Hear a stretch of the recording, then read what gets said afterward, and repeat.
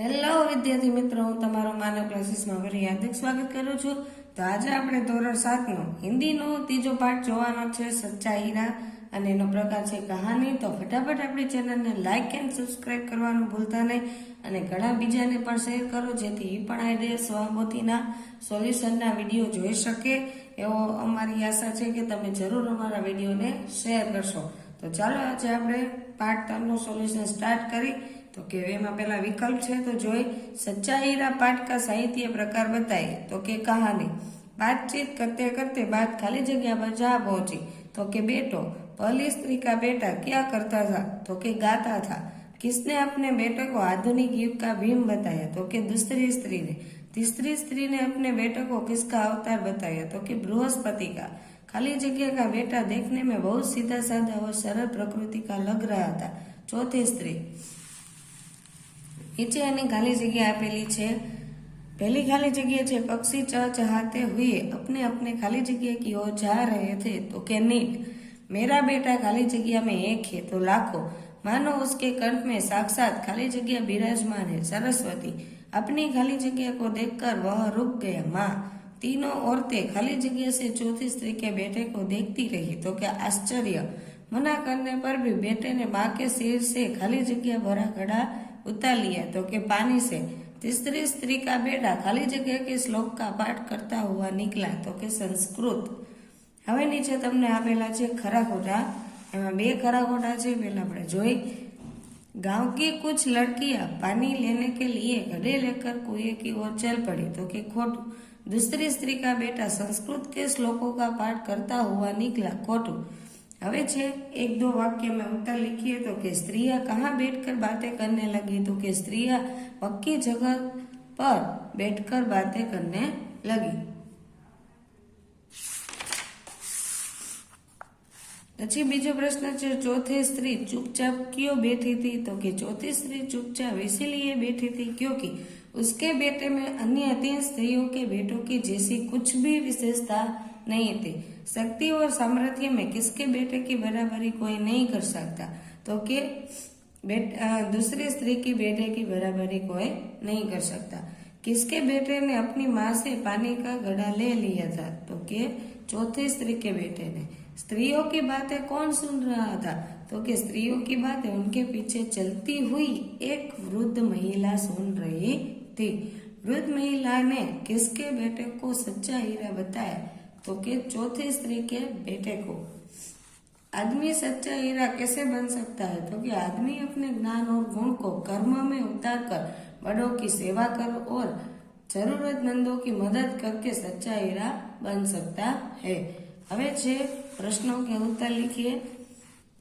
એમાં પહેલો પ્રશ્ન તમને આપેલો છે पहली स्त्री ने अपने बेटे की प्रशंसा कैसे की? तो कि पहली स्त्री ने अपने बेटे की प्रशंसा करते हुए कहा कि मेरा बेटा लाखों में एक है. उसका कंठ बहुत मधुर है. वह बहुत अच्छा गाता है. उसके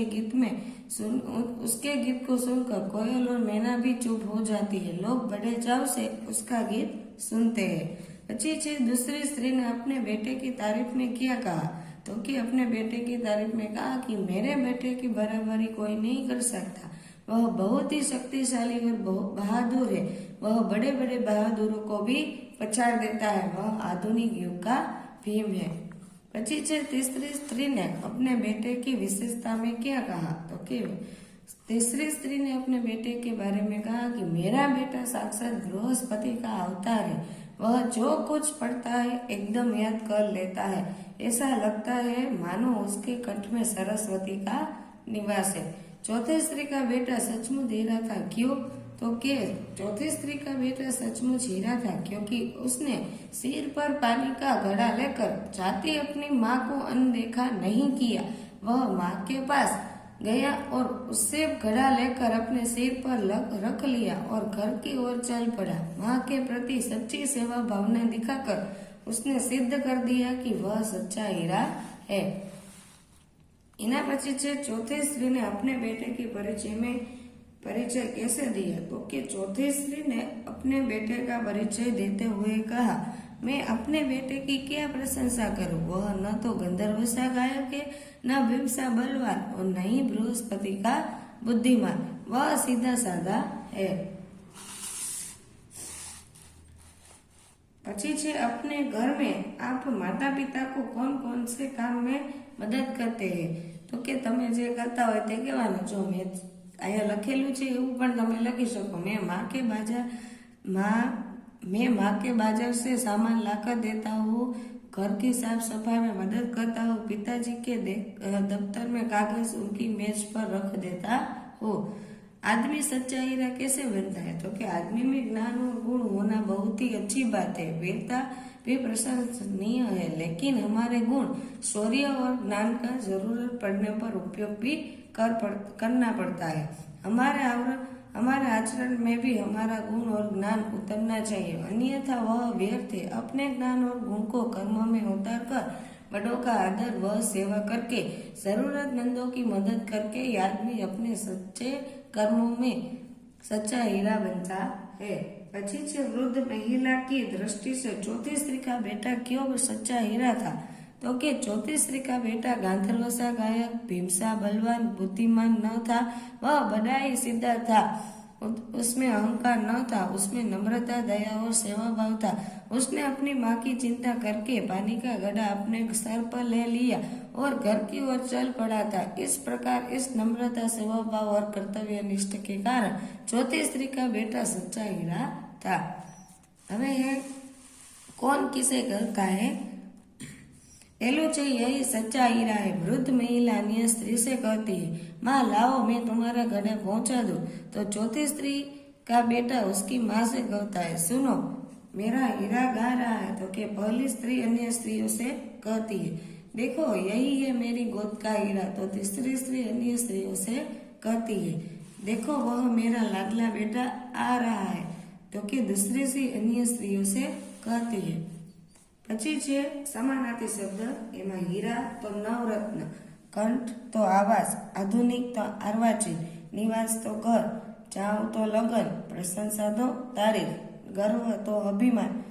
નીત તો ઘોસલા સામર્થ્ય તો બલ અભિમાન તો ઘમંડ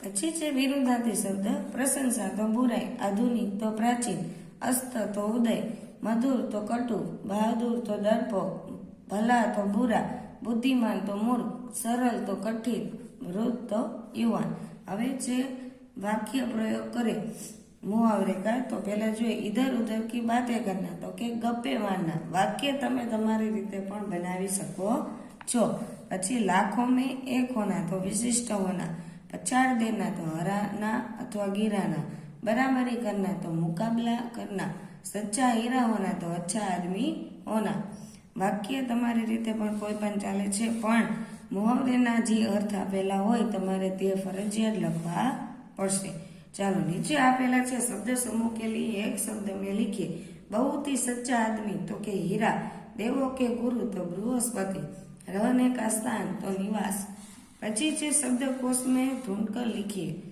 तो के कामयाबी तो सफलता बहुपदी तो पैतृक अथवा संपत्ति प्रतिभा तो विलक्षण बुद्धि शक्ति अमन तो शांति बांटना तो वस्तु के भाग करना પછી છે अमीर तो धनवान व्यथा तो चिंता शौर्य तो वीरता क्षमा तो माफी પછી છે जांच तो परीक्षण नियति तो गायक भाग्य रुचि तो पसंद उद्यान तो बगीचा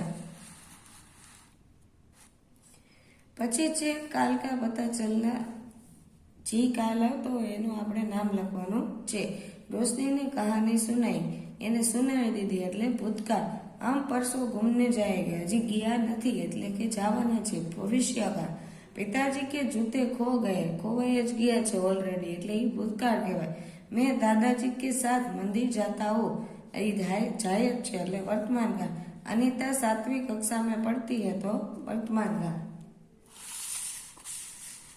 પછી છે मैं किताबें खरीदूंगी तो भविष्य का बेटी पर लिखकर दुनिया घूमेगी तो भविष्य का हरी रहीम से बात कर रहा था तो भूतकाळ मेरे पैरों में दर्द हो रहा है तो के भूतकाळ હવે નીચે તમને આપેલું છે વાક્ય બનાવવાના છે વર્તમાન ભૂતકાળ અને ભવિષ્યકાળ ચાલો તે જોઈએ આપણે પહેલું છે પઢના તો મેં બનાવેલું છે વર્તમાન કાળમાં मैं पढ़ रहा हूँ પછી ભૂતકાળમાં છે मैं पढ़ रहा था પછી ભવિષ્યકાળમાં છે मैं पढ़ूंगा। પછી નીચે આપેલું છે ઉડેલના, તો વર્તમાન કાળમાં છે मैं पेड़ में पानी उड़ेलता हूँ। भूतकाळમાં છે मैं पेड़ में पानी उड़ेलता था। ભવિષ્યકાળમાં છે मैं पेड़ में पानी उड़लूंगा। ચાલો આવી રીતના વાક્ય બનાવવાના છે। અહીંયા આ છઠ્ઠું ના પાંચમું છે, આ પાંચમું ના ચોથું છે, તો ખાસ ધ્યાન રાખવું આ સહલાના માટેના વાક્ય છે ને આ લીખના માટેના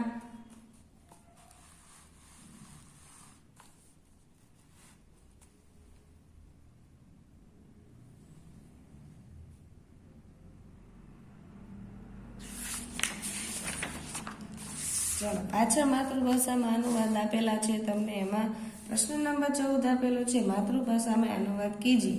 सूर्य अस्त हो रहा था, तो कि सूर्य आथमी રહ્યો હતો। मेरा बेटा साक्षात बृहस्पति का अवतार है, तो मारो पुत्र साक्षात बृहस्पतिનો અવતાર છે। मैं अपने बेटे की क्या प्रशंसा करूं, तो कि હું મારા દીકરાની શું પ્રશંસા કરું। माँ लाओ मैं तुम्हारा गधा पहुंचा दूं। माँ તો એનું ગુજરાતી થાય माँ लाओ હું તમારો ગળો પહોંચાડી દઉં। ચોથી સ્ત્રી કા બેટા સચમુચ હીરા था, તો ચોથી સ્ત્રીનો દીકરો ખરેખર હીરો હતો। હવે છે નિમિત્ત લીખી કહાની કા સારાંશ લીખીએ। આપણે નીચે એનો સારાંશ આપેલો છે છાપેલો, તમે જોઈને એમાંથી પણ વાંચી શકો છો। અને નીચે ઢાંચે પર છે કહાની બનાવીએ, જે મુદ્દા છે એના ઉપરથી તમારે કહાની બનાવવાની છે તે પણ અહીંયા લખેલી આપેલી છે, તમે જોઈને પણ લખી શકો અને બાકી કરી શકો છો। તો આ વિડીયોને આપણે અહીંયા વિરામ આપશું। અમે એવી આશા રાખીએ છીએ કે તમે અમારા વિડીયોને લાઈક અને સબસ્ક્રાઈબ કરવાનું તો નહીં જ ભૂલો, પણ બીજાને પણ શેર કરશો ત્યારે કહેશો, જેથી એને પણ અમારા દરેક વિડીયો મળી રહે અને અમે તમારા માટે નવીન વિડીયો લાવતા રહીએ।